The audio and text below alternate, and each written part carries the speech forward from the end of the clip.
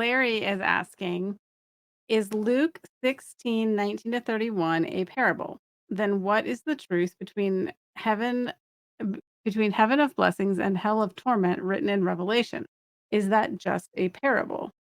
And I believe this is the question you're also going to answer Joy's question with. Yep. And so we'll answer Joy's question at the end of this. Um, but Larry, this is an excellent question, and this is a huge um, another controversial subject, but it's an important one, right? So we mentioned earlier about soul sleep. There's these people that I'm in that group where I believe that when someone dies, their soul does nothing, like, or really they are their soul, And so when you die, your soul's dead. You are just sleeping, rest, or you're lying in the soil, decomposing. Nothing's going on. It's like you unplug your computer. Is anything happening there? No, nothing, no activity. Um, but there's obviously a large group of Christianity that believes that we have an everlasting soul, that when you die, then it will go somewhere. And this was something that a lot of Jews that during Jesus's time also were grappling with: what happens when people die. And uh, we have to understand, by the time Jesus showed up, you have the Jews who had been very much influenced by the Babylonians. They spent time out there in Babylon for captivity. And then when they got back, eventually they were conquered by the Greeks. And so they have the Greek theologies and mythologies and viewpoints coming in, and philosophies affecting their thinking. And so they're integrating all these things. And then we end up having um a whole body of literature that we call the Second Temple literature. And we'll come back to Joy's question about this. This is relevant to that. So in this context is where Jesus is giving this parable. It's not in a vacuum. Jesus doesn't just give this story and there's no context to it. He's relying on something that people know. And so it's going to be important, though, for a lot of people, of whether Jesus is telling a parable or is Jesus using actual facts and being literal, from which then we could draw some more important doctrines. So when Jesus is talking about what goes on, is he just being figurative, having a greater story, or are we going to be able to pull out what he's talking about and say, oh yeah, see, things really work this way? So that's a big question. So is this a parable? Now, let's talk about context. We always, here in Bible Labs, talk about we need to see the full context. What is the context of Luke 16 and parable 19:31? This is the parable of the rich man and Lazarus, who both die, and then one ends up in Hades, and then the other one ends up at Abraham's bosom. What what's the context of this? So it's really interesting. I'm going to share my screen. And I'm going to take us. I'm going to take us through really quickly through Luke 15. I'm going to look at the headers because it's really interesting. I don't have to read everything. You can look at the headers and see what's going on. So you have the parable of the lost sheep in Luke 15. So sheep is lost. It knows it's lost. It needs help. Jesus comes, saves it. Then you have the parable of the lost coin. It doesn't even know it's lost. But it's showing how Jesus again goes out looking for those who don't even know their state. And then we come to the parable. So parable, parable, parable, and then the parable of the lost son. Now we look at the story of the lost son, and we know, again, this is all made up. It's all story from which we will draw a greater lesson. And so here, this one, you have one son who rebels, who leaves, sort of, becomes spiritually lost. And the moment he turns back, the father is there ready for him, right? And so this is that person, a different type of relationship with God. And then there's actually another relationship we see in Luke 15, in this parable of the prodigal son, and that's the son that never left. That son is unhappy about the return of his father, his son, even though he was always there with his father and getting blessings. We then go now into Luke 16, and we come to the parable of the unjust steward. So again, parable. And these flow straight into each other. There's no break between the parable of the prodigal son and then the parable of the unjust steward. We go straight into this, and then Jesus is talking about now another type of way people have a relationship with God. So this is someone who's serving God. They have a relationship with God, but they're not using the resources God has given them wisely. And what are they using it for? I mean, ultimately, he in this story, the unjust steward tries to take care of himself by making friends with people of the earth. He's like, I can't count on. It says, I can't count on God, so I'm going to make friends with people here on earth. Kind of how the analogy would work. And guess what? The rich man was pleased. And look how this begins, by the way. We'll come back to this. It says, there was a certain rich man. There was a certain rich man. Um, and he ends up being pleased. And Jesus talks about how, the people of the world are shrewd. The master commended the unjust steward because he had dealt shrewdly. And God talks about how we should be using our worldly resources to build relationships that then we can enjoy in heaven. And then Jesus starts ripping into the Pharisees. We see this now in Luke 16. He's just tearing them apart. How you guys are all about money. That's what you guys just care about. And they start talking about how the law and the prophets have been there. You could be learning about God's law. You know what the requirements are. And he talks about how, even as part of the law, there's this part that whoever divorces a wife and marries another commits adultery, and whoever marries her, who is divorced from her husband, commits adultery. So you're talking about adultery. Where does this come from? Right? There's nothing else about adultery anywhere. But remember, this whole context, everything is about relationships. And if you look in the Old Testament, God talks about his relationship, his covenant with his people as being like a marriage. And he's like their husband. And he's talking about, right, that what is it like if one of us is unfaithful to God, we turn on him and then we go to we have a relationship with someone else, like money. Maybe that's our relationship. And it's in this context now that we begin. Jesus goes straight into, there was a certain rich man.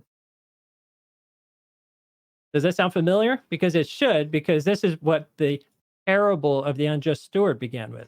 There was a certain rich man. So we call this one a parable.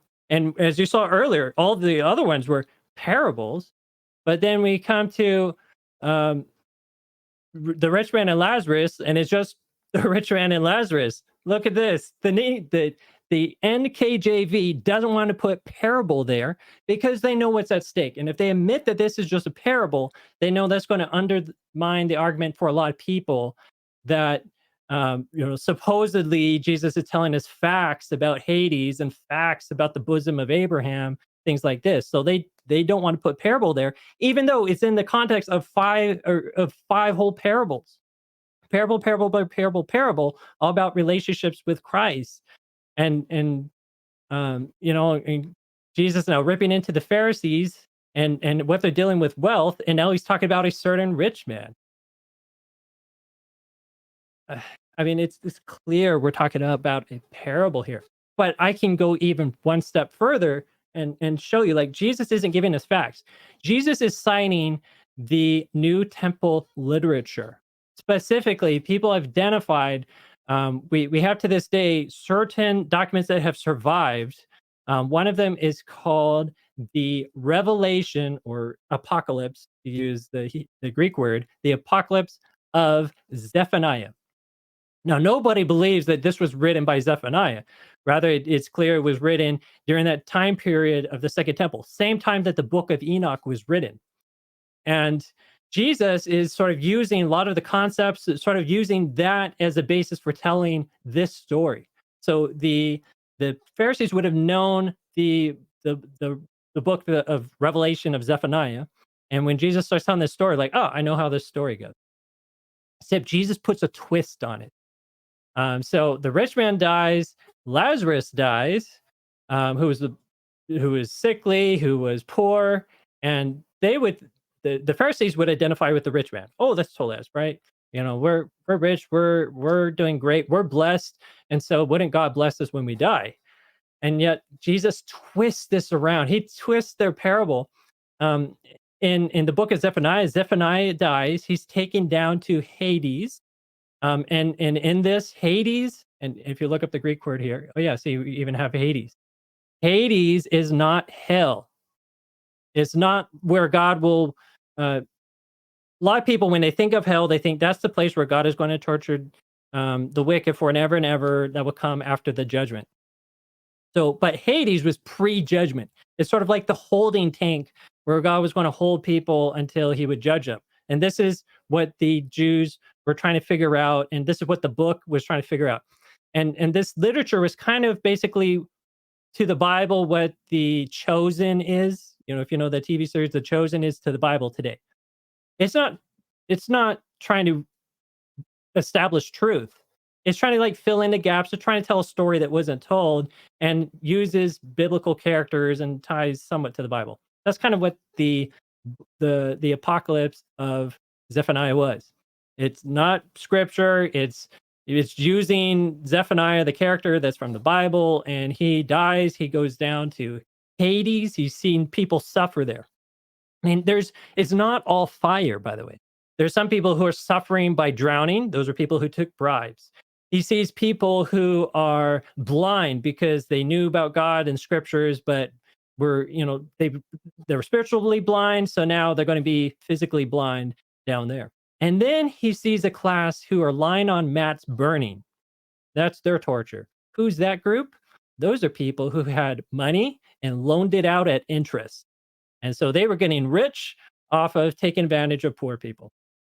Isn't that interesting? The rich people were the ones that burning. So this is what we see exactly in Jesus' story here. Lazarus, the poor guy goes to bosom of Abraham, but the rich man ends up burning. So we can infer actually, in the Jews would have known during Jesus' time, okay, yeah, so he was loaning out at interest.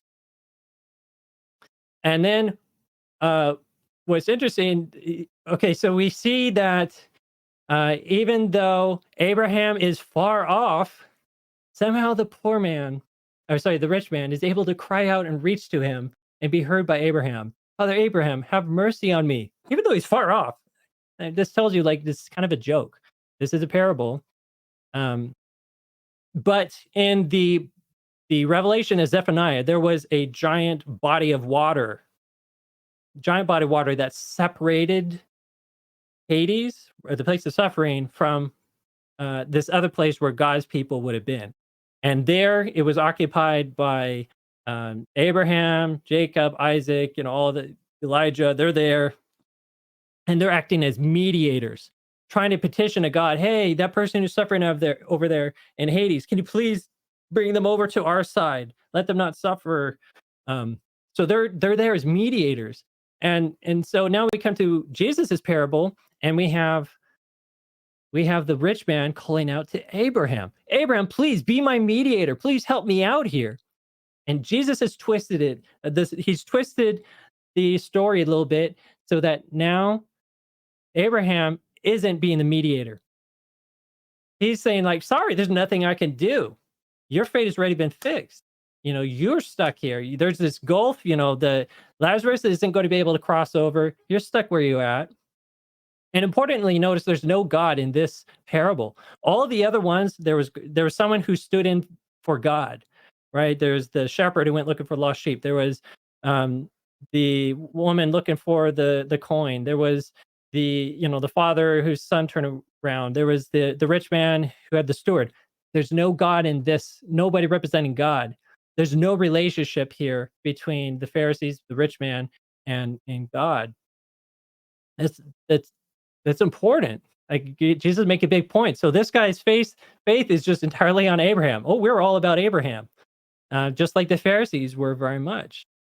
And we end with kind of where we began when we introduced this. Jesus said, the rich man said, please, send Lazarus to go warn my family. And how does Abraham respond? If they do not hear Moses and the prophets, neither will they be persuaded, though one rise from the dead. And Jesus referring back to earlier where he was talking about the law. And he said, that the law and prophets were until John. Since that time, the kingdom of God has been preached and everyone is pressing into it. Jesus will talk about the law. You guys have what you guys need to know, and you're rejecting it. You're rejecting your God. You don't have a relationship with him. And so it's Jesus is talking about the Pharisees here. This whole parable, it is a parable, is talking about the Pharisees using a story the Pharisees would have known. Maybe they would have, contributed to his writing, and this would have resonated with him because Jesus took the story and turned it backwards on them. Jesus is not trying to give his doctrine at all about what is hell like, what is death like. He's trying to show, like, you guys don't have a relationship with God. You need to get your act together because there's going to be eternal ramifications from it. And it is interesting, though, that Jesus used Lazarus and later on goes and resurrects a real Lazarus. So Jesus was sort of setting the stage for that to happen. But this is still a parable.